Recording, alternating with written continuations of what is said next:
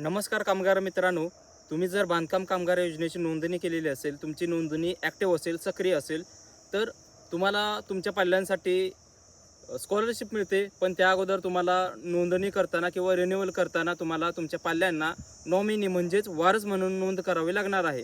आता ही तुम्ही नोंद केलेली असेल आणि तुमचे पाल्य जर मेडिकलमध्ये असेल, इंजिनिअरिंग त्यांचं चालू असेल, तर तुम्हाला मेडिकलवाल्यांसाठी 1,00,000 रुपयेचे आर्थिक सहाय्य मिळते. यानंतर इंजिनिअरिंगवाल्यांसाठी 60,000 रुपयेचे आर्थिक सहाय्य मिळते.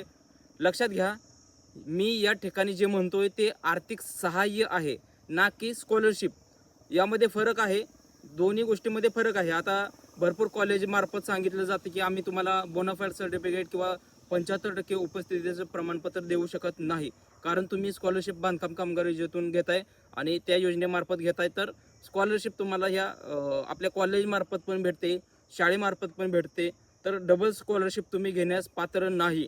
पण तसं नाही, मी स्वतः फोन करून भरपूर कॉलेज प्राध्यापकांना बोललेलो आहे की जी स्कॉलरशिप त्यांना शाळेमार्फत मिळते ती स्कॉलरशिप आहे, फक्त स्कॉलरशिप आहे, शिष्यवृत्ती आहे.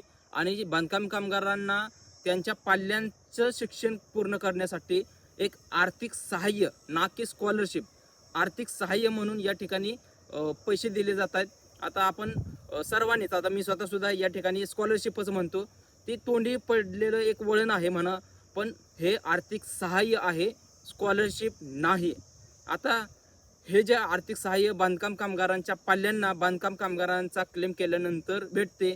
आता ही E05 असेल किंवा इतर कोणते क्लेम असेल, तर आता हे जे क्लेम आहेत ते क्लेम सध्या वेबसाईटवरती बंद आहेत. म्हणजेच जवळजवळ आता एप्रिल महिन्यापासूनच हे क्लेम बंद आहेत. कोणते?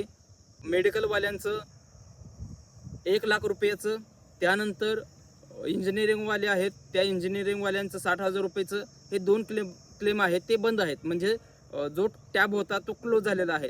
आता हे दोन्ही क्लेम जे बंद झाले आहेत, हे कोणते अध्यादेश किंवा GR काढून नाही बंद झालेले, तर डायरेक्टली बंद झालेले आहेत.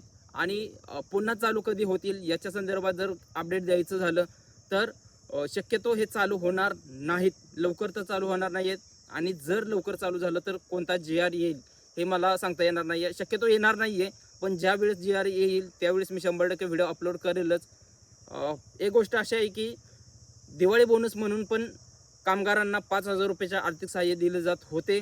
पण हे दिवाळी बोनस याचा फक्त GRच आला, 5,000 रुपये मिळतात. पण अचानक हा कोणताही अध्यादेश न येता, कोणताही GR न येता हे दिवाळी बोनस बंद झालं. पण याचा अर्थ असा नाही की पुन्हा अपडेट येणार आहे. अपडेट या आता कित्येक वर्ष झाले हे बंद आहे, पण अपडेट आलं का? नाही आलं. तर हे जे 2 क्लेम बंद झाले आहेत, हे क्लेमसुद्धा याच पद्धतीचे असल्या कारणाने या ठिकाणी GR येईल याची काही गॅरंटी नाही. पण जर GR आला तर 100% मी व्हिडिओ अपलोड करेल. आता जर तुम्हाला घर बसल्या एजंटला 1 रुपया न देता तुम्हाला बांधकाम कामगार योजनेची नोंदणी करायचं असेल, ॲक्टिव्ह करायचं असेल, म्हणजे रिन्युअल करायचं असेल किंवा जे पण क्लेम करायचं असेल, तर ते क्लेम करण्यासाठी हे प्लेलिस्ट तुम्ही नक्की सेव्ह करून ठेवा.